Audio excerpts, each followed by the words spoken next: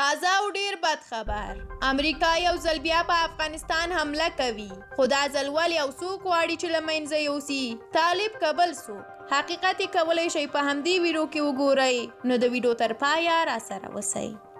د امریکا د دفاع وزارت پلان لري چې په افغانستان کې د القاعدې شبکې د بیرته قوي کېدو مخه په هوایي بریدونو سره ونیسي خو کارپوهان او د کانګرس ځینې غړي د هوایي عملیاتو د تګلارې د اغېزمنتوب په اړه شکونه لري په اپریل میاشت کې له افغانستان څخه د خپلو ټولو ځواکونو د راایستلو د اعلان پر وخت ولسمشر جو بایډن هوډ څرګند کړی و چې پرې به نږدي چې القاعده شبکه یو ځل بیا په افغانستان کې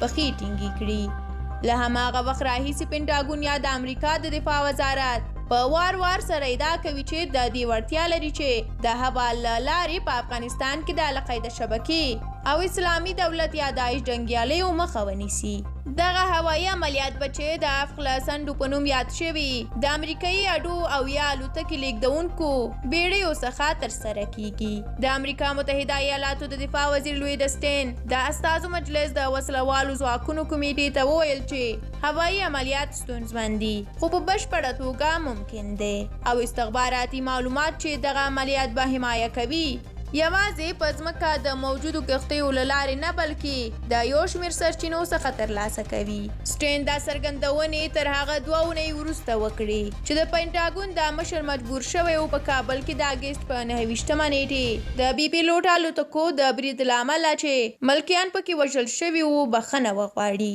د کانګرس یو دیموکرات غړی چې د نیو جرسي استازی دی له اوسټین څخه وپوښتل چې آیا پر افغانستان د امریکا الوتنې قانوني دي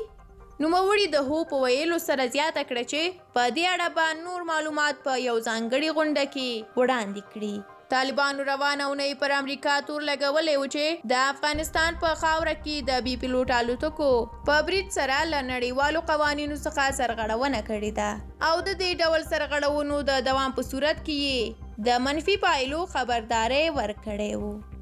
درنو لیدونکو ډیره زیاته مننه چې د ویډیو تر پایه مو راسره ملتیا وکړه زموږ د لاړیرو ویډیوګانو لپاره ضرور یوټیوب چینل سبسکرایب کړئ او زنګوله هم روښانه کړئ په دې اړه خپل نظریات هم کولی شئ په کومنټ کې راسره شریک کړئ تر بیا بلې ویډیو ښه وخت